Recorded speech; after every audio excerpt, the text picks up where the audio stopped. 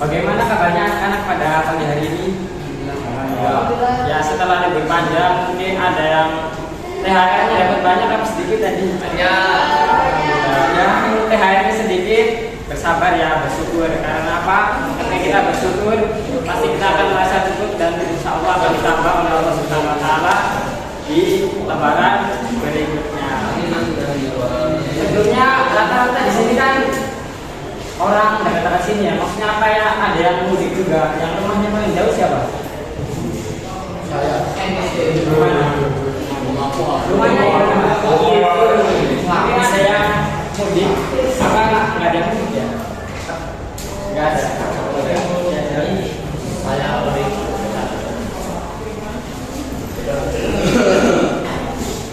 ya jadi mungkin kan ini masih dalam suasana lebaran. Jadi maaf, jadi Bapak ingin menyampaikan mohon maaf lahir dan batin bila mana dalam beberapa pertemuan yang lalu Bapak memiliki kesalahan yang disengaja maupun yang tidak disengaja. Dimaafkan ya. Jadi mungkin sambil menunggu teman-teman yang lain, kita mulai dengan sedikit permainan. Jadi biar kalian tambah semangat pada itu. Ya, permainannya itu mungkin tidak asing. Jadi pernah kalian lakukan juga. Jadi nanti Bapak akan memberikan instruksi dan memberikan sebuah gerakan. Akan tetapi yang kalian fokus itu kepada instruksi yang Bapak ucapkan. Jadi misalkan tangan ke depan, kalian ke depan. Tangan ke atas, tangan ke bawah. Tapi fokusnya di yang Bapak ucap. Ya mungkin bisa langsung dimulai. Nanti yang salah maju ke depan. Nanti dikasih THR. Satu, dua, tangan ke depan, tangan ke depan, ke depan. Tangan ke depan, tangan ke atas, tangan ke depan, tangan ke bawah, tangan ke atas mas. Tangan ke depan, tangan ke bawah, tangan ke bawah, tangan ke bawah ya. Tangan ke depan, tangan ke atas, tangan ke belakang, nggak ada. Coba. Ya. Mungkin karena kalian nggak biasa lah, jadi mari kita tepuk tangan untuk kita semuanya. Jadi apa masih ada yang ingat kira-kira pertemuan kita sebelum libur lebaran itu kita mempelajari tentang apa? Puasa.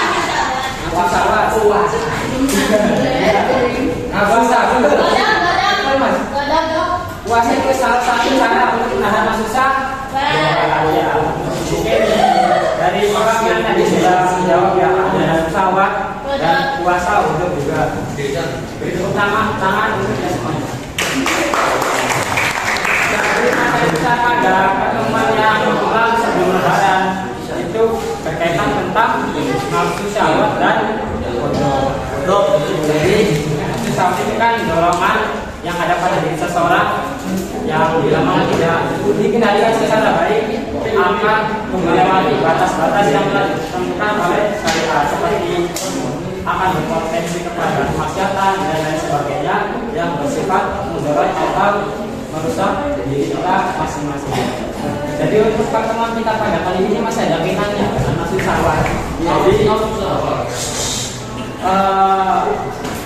pertemuan kita pada kali ini yaitu berkaitan dengan hikmah, sifat, sejarah dan fadilah. Apa saja itu dan apa saja rinciannya? Mari kita simak video yang akan Bapak saya tanyakan.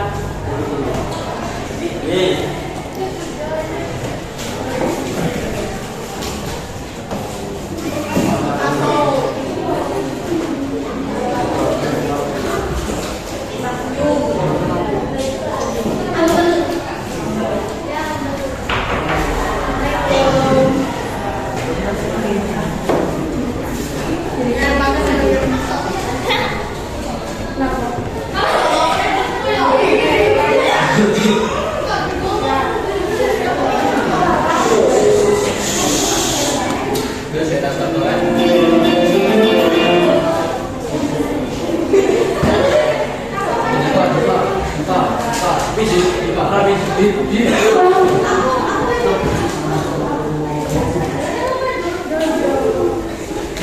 Buka.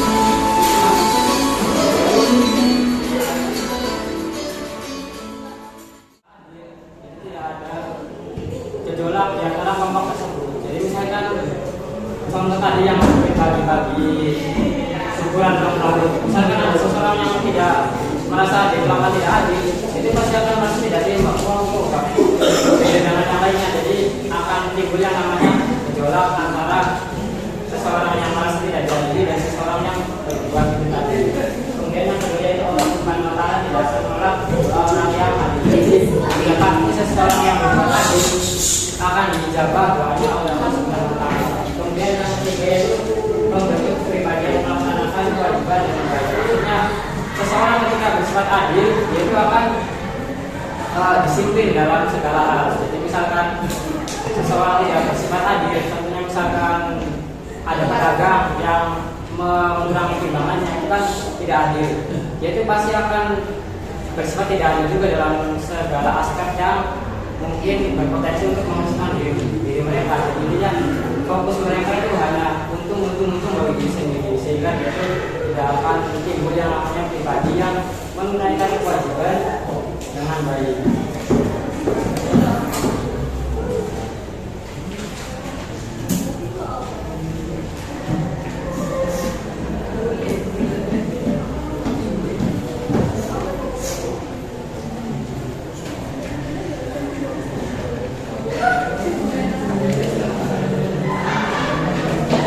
Yang saya katakan tadi bahwa keempat tadi merupakan empat pilar utama dalam membentuk akhlak terpuji.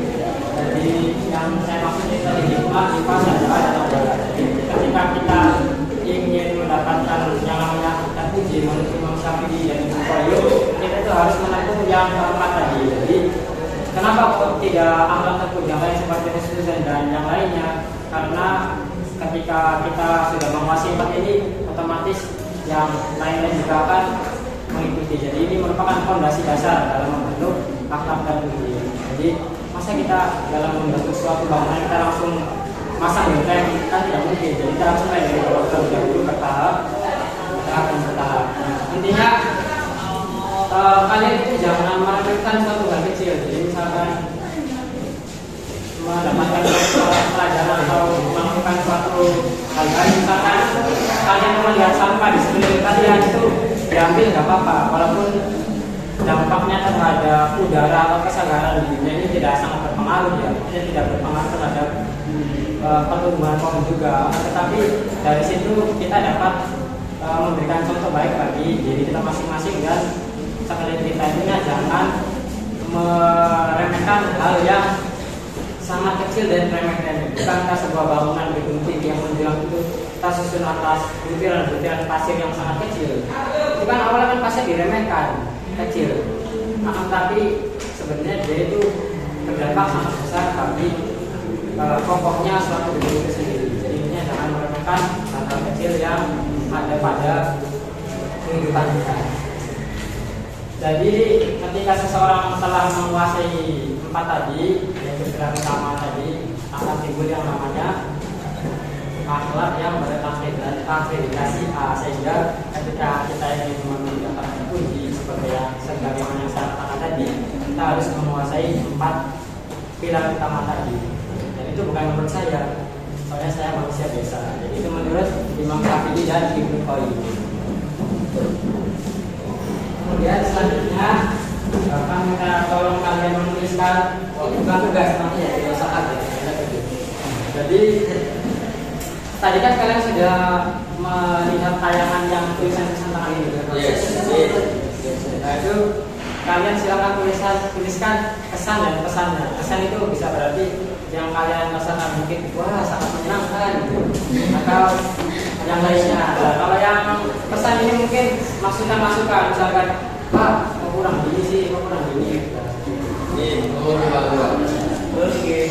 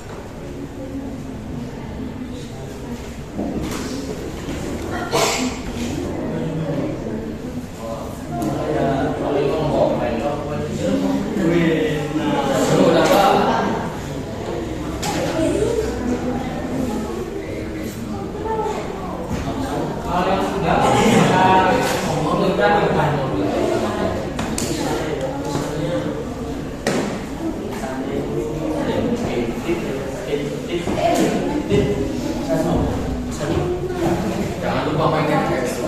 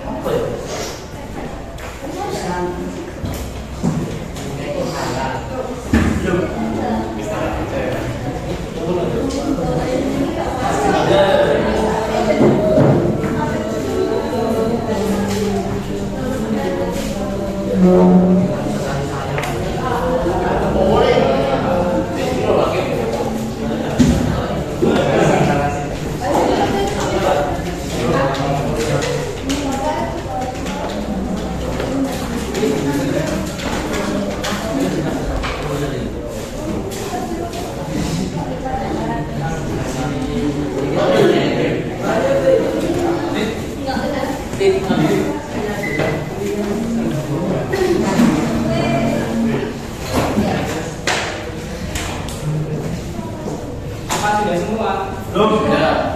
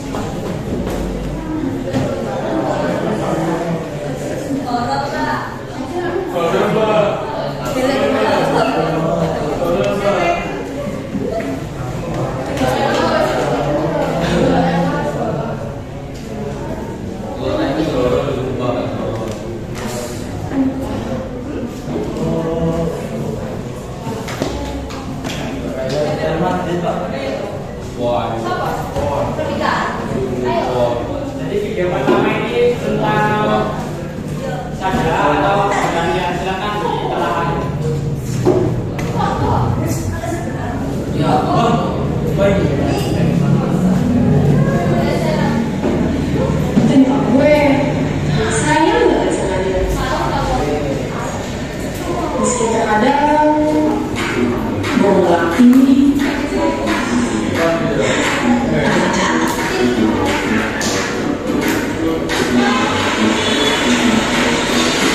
mantap sih itu.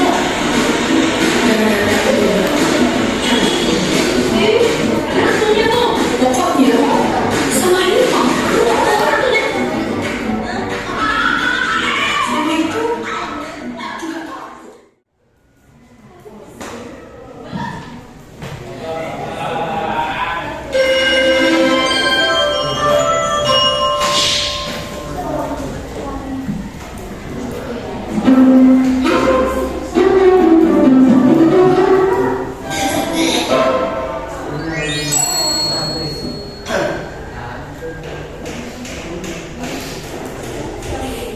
Assalamualaikum. Waalaikumsalam. Masya Allah, Dewi, kakak, gimana kabarnya kak? Sehat kan? Udah berapa tahun ya ada kamu? Kamu gimana kabarnya? Alhamdulillah baik kak. Ya gimana? Kalau jadi PNS harus siap pelosok-pelosok tanah air. Aduh, kakak salut sama kamu. Allah kabulkan cita-citamu kamu sebagai guru. Makasih banyak kak. Ini siapa ya? Ini siapa sih cantik ini? Masya Allah. Assalamualaikum guru. Waalaikumsalam. Kamu pasti Princess Rara ya? Iya kan? Aku kangen banget sama anak soleh satu ini. Mama juga salaman sama bu guru. Pasti lupa. Iya. Ini kan Tante Dewi. Waktu kamu masih bayi, kan sering digendong sama Tante Dewi. Iya. Kakak Musa mana ya? Assalamualaikum, Musa pulang. Waalaikumsalam. Musa, Masya Allah, makin ganteng aja di jagoannya Uma. Iya betul. Iya terakhir lihat Musa masih sebesar apa ya? Ini Musa dulu sebesar ini. Iya tante. Iya kan? Masya Allah. Kamu selalu lupa ya? Musa, ayo ganti baju dulu sayang. Mama mau siapin menu spesial kesukaan kamu dan Tante Dewi. Ayo. Iya, Mama. Oh iya, aku kan bawain oleh-oleh untuk Musa dan Lara. Nanti kita buka oleh-olehnya bersama-sama ya.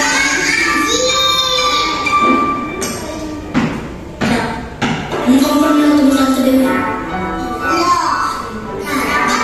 Udah pernah ketemu kan? Malah lu sering digendongin. Apa ketemunya? Kapan? Kayaknya pas masih bayi. Makanya pas masih bayi. Enggak sih. Kan Lara cuma lagi ceritain aja. Masa dia lupa sih Tante Dewi. Tadi kenapa masalah sama Tante Dewi? Salah. Kan kamu lupa. Maksudnya mahram kali. Kalau muhrim artinya orang yang pakai baju ihram. Kalau mahram orang-orang yang nggak boleh dinikahin karena mereka punya hubungan keluarga, pernikahan atau persusuan. Iya, maksudnya bukan mahram. Soalnya Pak Ustadz ngingetin kalau kita nggak boleh salaman dengan yang bukan mahram. Jadi tadi kamu bersama sama Tante Dewi karena bukan mahram. Iya, Ma. Oh iya, Mama sampai lupa kasih tahu kalian. Kalau Tante Dewi adalah Bu guru kan? Iya lah, tapi yang jelas Tante Dewi ini adik kandung Mama. Jadi Tante Dewi ini makhluk kamu, Nusa. Gak dosa kok kalau sama. Wah, maafin Nusa ya Tante Dewi. Nusa kira Tante marah ya. Gak apa-apa ngajar banyak Mama. Oh iya, iya, Tante janji mau kasih apa? Siapa yang mau oleh-oleh? Wah, saya mau, saya mau. Tunggu. Sini. Tunggu.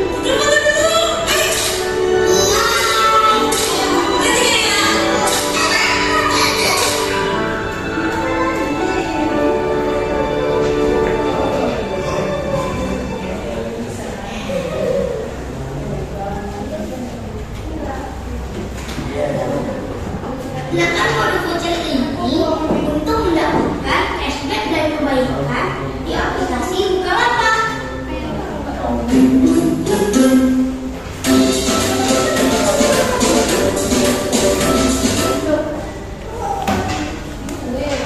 Ya, setelah melihat tontonan tadi, apa yang kalian dapatkan? Apa? Dapatkan? Ya, jadi mungkin saya bantu saja. Jadi video tadi itu berkaitan dengan IFA. Mungkin kita mulai dari sini dulu. Kita perlu membedakan antara yang namanya makro dan mikro. Jadi kalau dalam konteks yang tadi yang menjaga penghormatan itu namanya makro. Maksudnya makro itu orang-orang yang tidak boleh dinikahi karena ada hubungan baik dari sepersusuan, hubungan pernikahan dan hubungan keluarga, jadi tidak boleh dinikahi. Kalau muhrim pakai ihrim itu seseorang yang memakai kain ihram. Jadi perlu kita bedakan antara dua hal tadi. Jadi kasusnya dalam video tadi awalnya kan Musa itu kayak melek, kalau ini kayak ngomong, jadi pas diminta salaman sama tantenya, itu malah seperti ini, kayak emot banget. Ya ini maksudnya emot kayak gitu. Lalu ternyata setelah diteliti lebih lanjut, ternyata yang si cewek yang datang tadi itu ternyata tantenya si Musa, maksudnya itu anak dari ibu kandungnya Musa. Oleh karena itu dia itu tergolong makamnya Musa. Jadi awalnya kan Musa kan hanya kasih emot kayak gini. Nah itu dia itu dalam rangka menjaga kehormatan dirinya. Soalnya dia nggak tahu ini makam apa enggak, jadi biar mewaspadai dia kasih emot saja. Mohon maaf. Nah itu biar apa?